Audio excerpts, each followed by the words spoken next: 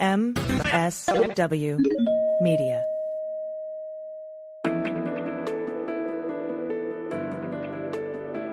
Spy Talk, a podcast at the intersection of intelligence, foreign policy, national security, and military operations. Hi there, I'm Jeff Stein, and this is Spy Talk. Fighting soldiers from the sky. You know, when we think about music from the 60s, the Ballad of the Green Berets doesn't really come to mind, nor at all. Yet the top single of 1966 wasn't the Rolling Stones' Painted Black or the Beatles' Yellow Submarine. It was the Ballad of the Green Berets, a hyper-patriotic tribute to the Army Special Forces by a Vietnam veteran, U.S. Army Staff Sergeant Barry Sadler. Since then, we haven't heard all that much about the Green Berets, their luster, so to speak, having been dimmed by Vietnam, overshadowed by air power, Marines, infantry, and CIA counter-terror ops, and surpassed by the Navy's SEAL Team 6, who of course executed al-Qaeda kingpin Osama bin Laden. But the Army Special Forces are still very much in action and still fulfilling one role that has not been heard of much and is not much different than it was in the early days of the Cold War, when a super-secret detachment in West Berlin was made responsible for, among other things, sabotaging railroad lines in East Germany in the event of a Soviet invasion. With the Russian invasion of Ukraine mired in stalemate and Vladimir Putin making dire threats against the West, I thought it was a good time to introduce Spy Talk listeners to James Stejskal, who spent 23 years in the Army, much of it in top-secret Green Beret cover assignments, before shifting to the CIA for years, where he operated out in the espionage wilds as a case officer under non-official cover. Stejskal is also an author. His latest thriller is Dead Hand, set in the aftermath of a Russian victory in Ukraine when very bad things start to happen. James Stejskal, welcome to Spy Talk. You bring up a couple of subjects in your new novel, Dead Hand, which I'm going to get back to. Two subjects of particular interest to me: the Green Berets in Europe and NOCs, non-official cover operations officers. You've done both of those things. You've been a Green Beret, as we call it, Special Forces, Army Special Forces guy, and you've been a CIA officer and been a NOC. So we want to talk about a couple of those things. But first of all, let's define what a NOC is. Tell us about it. Well, first off, Jeff, I'm happy to be here. I'm glad to have the invitation, and good day. Thank you. Non-official cover guys are the CIA agents that actually work in the field undercover, under a cover that does not involve the U.S. government. There are CIA officers that work in embassies. Generally, they have a cover of being anything from a consular officer to a press attaché to a general service officer. In other words, a lot of CIA people operate as diplomats undercover. Correct. They've got a black passport to protect them. Generally, if they are arrested doing something spooky overseas, they just get sent home. Non-official cover guys, though, don't have that luxury. They are generally working, well, they could be working as anything. They could be a businessman, they could be a humanitarian, they could be an archaeologist, anything. But they also generally do not work with a U.S. passport. Some do, but very few. And bad part about that is if they get arrested doing something spooky, that generally means jail time. Yeah, it's high risk. I read in one review of your book that you never wore a uniform in your decades of experience with the Green Berets and CIA. Well, that's not quite true. I spent 23 years in the Army, and I spent about 3 of those years in uniform, maybe 4. Mm-hmm. So the majority of my time was out of uniform. Well, we have that in common. I was a case officer in the Army, as you know. Briefly in Vietnam, never wore a uniform. I was undercover as a Defense Department guy. Now, fascinating to me, you were in a Special Forces deep cover unit in Berlin. Tell us about that. That was one of the more interesting periods of my life.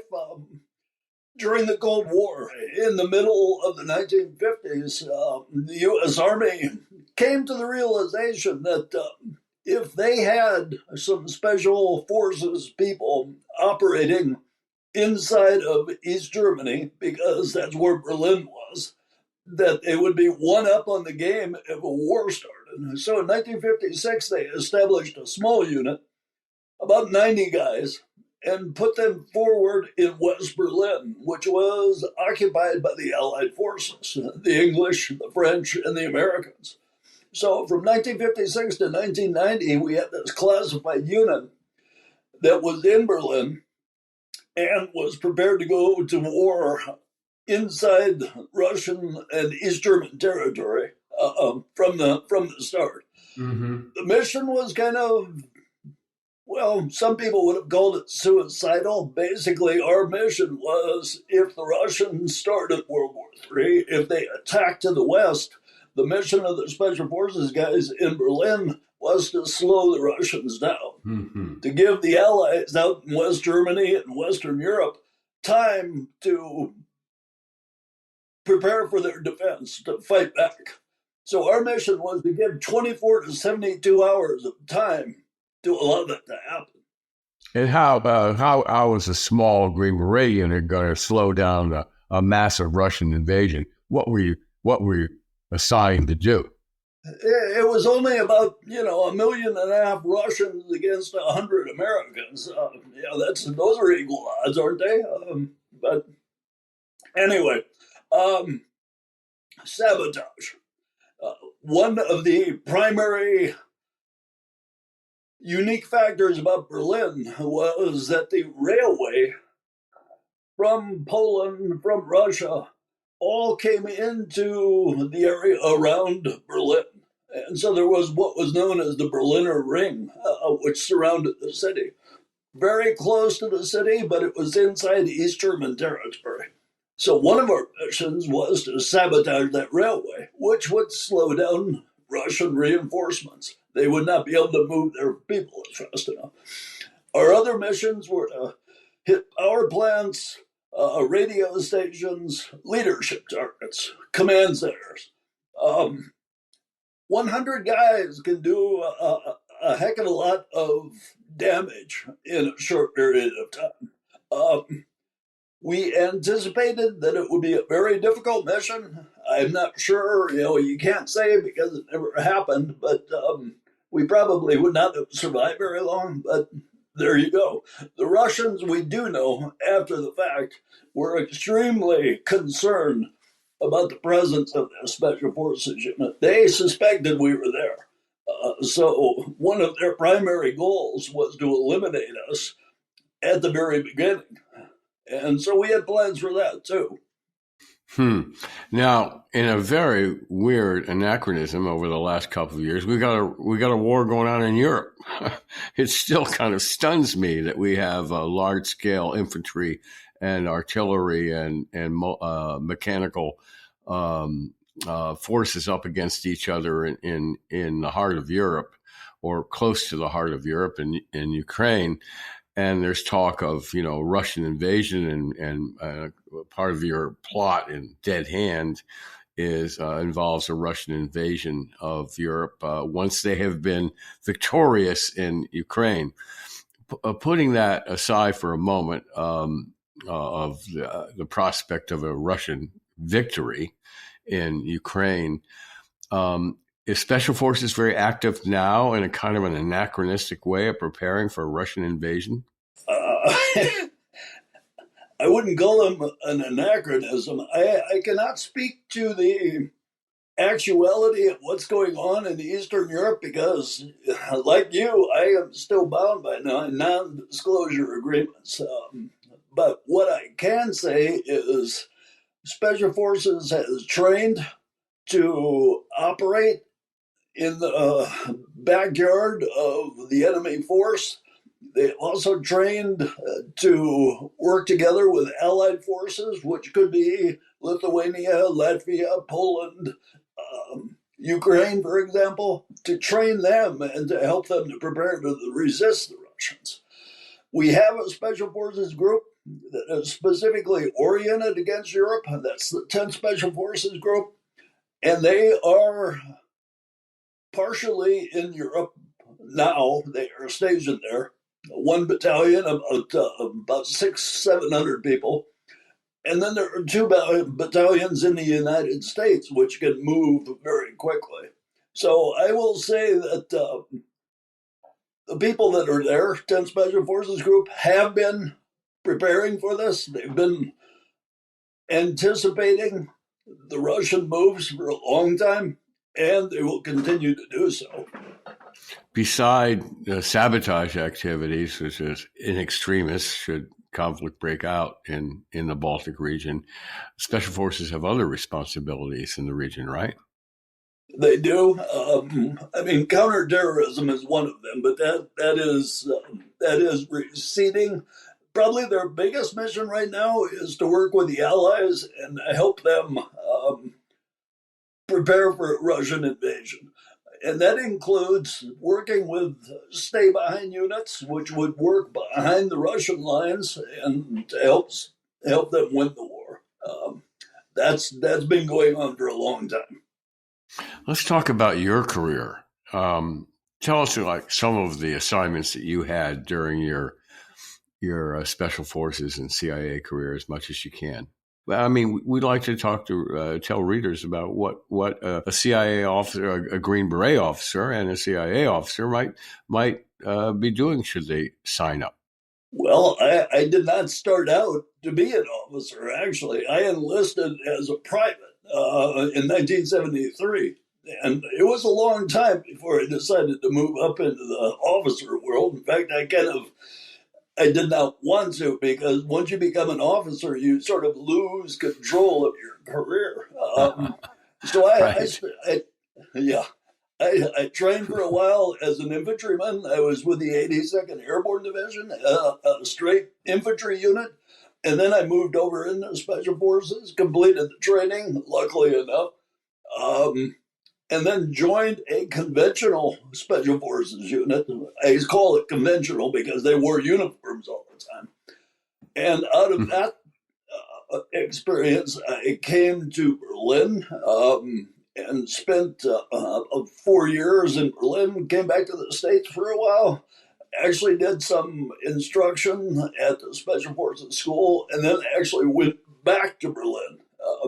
So the majority of my career was preparing for World War III with Russia, or the Soviet Union at the time. And how is it that you ended up with CIA? Well, in 1989, I came back to the States, and I was working with a unit which will remain nameless, a U.S. Army unit, and we worked quite a bit with the agency. So I got about 5 or 6 years of good exposure to what the agency was doing, more tradecraft training than I had learned a lot in Berlin, obviously. We were taught by the agency when I was there. But in this new unit, I was working directly with the agency quite a bit. So when I retired, I was looking for a job, really. And one day I got contacted and said, we'd like to interview you for a possible job. And I really had no idea what it was. But I went and talked to them, and it turned out to be the CIA. And they said, would you like to work for us? I said, yeah. And so obviously, I did not want to be unemployed. And it was a good opportunity. So I actually worked as a contractor with the agency for a couple of years. They said, we've got a place that we need a representative and nobody's there. Would you go there for us? And I said, yes. Later on, I became a traditional staff officer within, and I don't mean working on the staff, I mean a staff employee.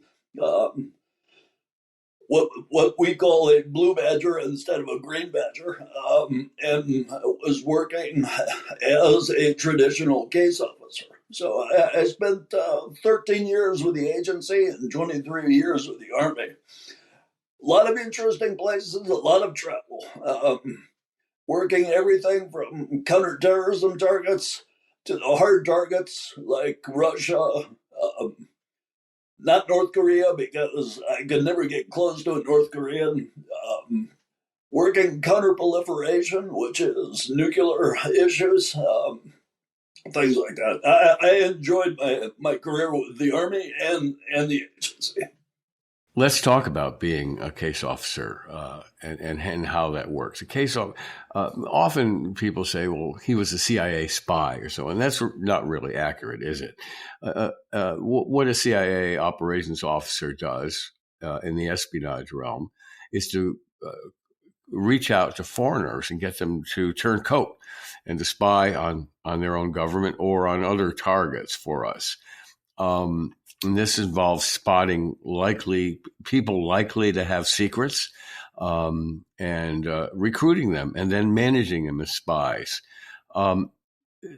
Those are very different skills for different kinds of capabilities of different officers. Were you particularly good at one of those or the other?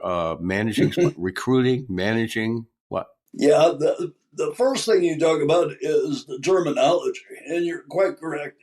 CIA officers are not spies, except when the Russian government accuses them of being a spy. No, they're not. They're intelligence officers. And in the agency, you're either called an operations officer or you're called a case officer. Essentially the same thing. You handle cases. The cases being the spies that you are recruiting. They have also other skills, technical officers, what Q represents for MI6 and the James Bond movies. You have analysts who take all the information that the spies produce and turn it into a report, all kinds of other people. But the case officers that was the area I was working in. What did you like about it?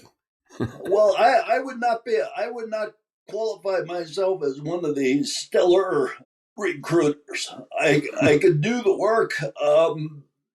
I don't think I had any earth-shattering recruitments, but in reality, most of us don't have earth-shattering recruitments, because when you get somebody to work for you to spy on their country, most of the time those people are looking for an outlet. They have some motivation, whether it be money or anger, resentment. Most spies actually volunteer, and the recruiter just happens to be in the right place at the right time. It was enjoyable because you get to work with people, and before too long, you start to recognize people that, they might be loyal to their government, but they've got something that tells you they want to share information with you. And that chase is interesting. But I think where I excelled actually was not in the recruitment, but in the handling of an agent. I had a number of people have difficult agents that they were working with, could not get them to produce. They could not relate to them. And I was able to go in and take over for them and turn things around a number of places. And that comes down to being able to recognize what makes a person tick, to have empathy with what they need, what they want, and then to get them to be able to turn that around so they want to work for you. And some people don't have the patience to do that. That's they might enjoy the recruitment part, but the actual handling, they say, well, that's tedious. That's like being a school teacher and working with kids. You actually have to listen to them, and they don't want to do that. So the handling part is what I really enjoyed. And likewise, there are some case officers who are great at sizing up a target, developing the personal relationship with him, but just can't quite pitch the target. It's just too scary because they're afraid it's going to blow up in their face. Some Russian, some Chinese, some North Korean diplomat in Africa, and they're just afraid it's going to blow up in their face. So CIA will send in someone who's a specialist on making the pitch, right? Yeah, that's very true. I mean, I know the issue. I did approach a North Korean once, cold pitch, knew he spoke English, went and talked to him, and the only thing he did was look at me for about 1 second, and he turned around and walked away. He knew I was an American. He knew what I wanted. So, I mean, it can be frustrating. Just as a sidebar on that, one former CIA officer in a memoir wrote that one hook into the North Koreans in their diplomatic outposts in Africa was that they like pornography. So this particular ex-CIA officer, while he was in CIA, offered set up. I think he set up kind of a porno shop, and North Koreans began frequenting it, and he suddenly had a hook into these guys. Well, there was a similar thing in Africa. We knew the North Koreans were working with smugglers, trying to get ivory out of the country and back to North Korea, because that's how they fund their government, is they get the illegal substances. So we tried to set up a sting on them, and working with the local government. And we set up one of their guys and did an approach saying, we know what you're doing. We have the evidence. And he basically said, so what? Huh. And the next day he was gone, disappeared. He went back home. So some things work and some things don't. We have to step away for a second. We'll be back in a minute.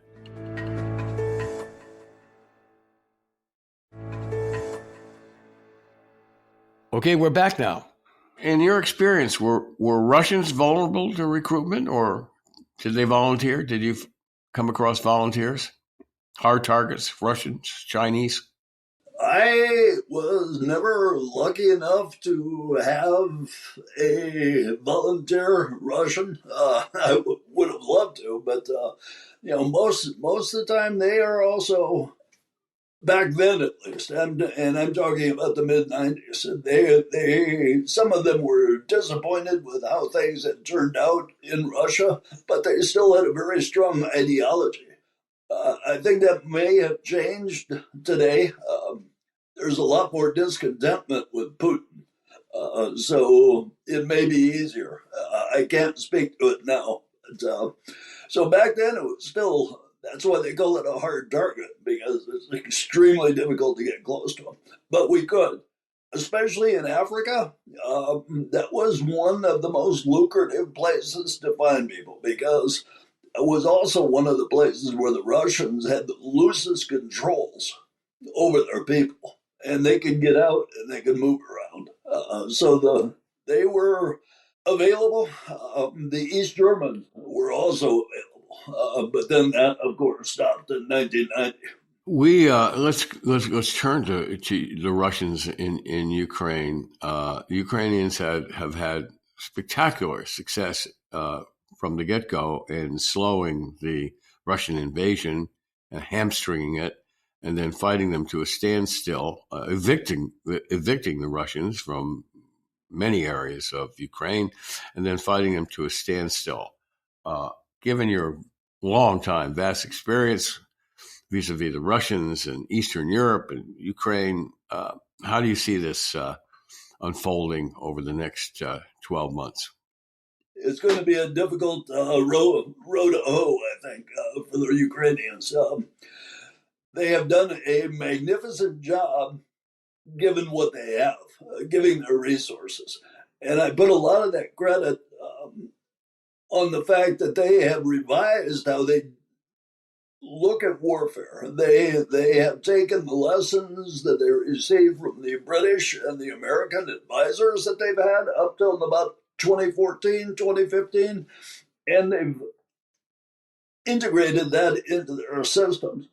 That and the fact that they've gotten a lot of equipment from the West that is far superior to the Russian equipment. They've got a lot of Russian equipment, that's true, but they've also got a lot of our American anti-armor, anti-aircraft, and electronic warfare capabilities, which have done them very good. That said, the Russians are learning, especially in the area of electronic warfare. They're learning how to subdue the Ukrainian systems. They're learning how to protect their aircraft a bit better, but they are still having serious problems. I mean, the Russians have lost approximately 90% of what their original army was when they went into Ukraine. And so they've had to recruit a lot of people. That means they're not as well trained, but they have the Russian advantage lies in its logistical capabilities. And if they can survive and if they can adapt and get enough equipment, and they can continue to pressure the Ukrainians, and they will. So the next year is going to be very difficult. The basis of your novel, Dead Hand, is that the Russians score a victory in Ukraine. Given the machinations of American politics right now, much needed aid for Ukraine is up in the air. I think it'll probably eventually be passed, but maybe not soon enough. Do you foresee a Russian victory in Ukraine? I think that what I saw about a year and a half ago led me to write the book. That the operation is so tenuous on both sides that Ukraine could easily be overcome if something happened. I postulated, it's a big word and I'm not sure what it means, I postulated that the Ukrainians would become desperate because of one thing or another. And in their desperation, they carry out an act which forces their Western allies to lose confidence in them. And with that, the Russians are able to overcome Ukraine. Now, what I said was just one factor. There could be another one. There could be several that force the political situation in the United States. They lose support of the United States, then the English, then the French, the Germans, and even the Poles might say, wait a minute, maybe this isn't going the way we want to.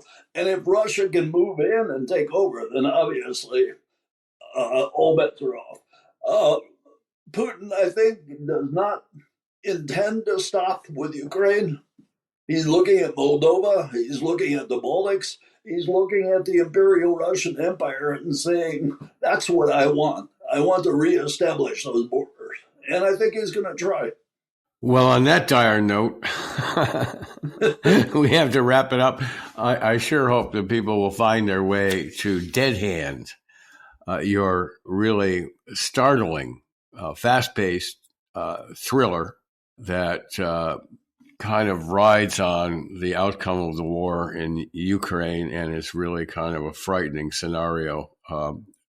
Thank God it's only fiction for now, so we'll have to see how things turn out. Are you sure about that, Jeff? No, I'm not sure about a lot of things these days. But I'm so glad to have you on the show, James. Thanks for spending your time with us. Thank you, Jeff. I appreciate it. I'm glad to be here. Thanks. And that's it for this week's Spy Talk. Be sure to check out our complete podcast archive on Apple or wherever you get your podcasts. And if you haven't already, do check out the spytalk.co news site on Substack, where we offer a steady diet of scoops and original analyses on the intersection of intelligence, foreign policy, and military operations. Just Google Spy Talk or, use AI, and you'll quickly find your way there. This edition of the Spy Talk podcast was smoothly produced, as always, by Kanai and edited by Molly Hockey for MSW Media. So, have a great week. I'm Jeff Stein for Spy Talk. See you around. For more original reporting and insights like this, subscribe to spytalk.co on Substack and follow us on Twitter at @talk_spy. If you enjoyed our podcast, subscribe and leave a review on Apple Podcasts, Spotify, or wherever you get your podcasts.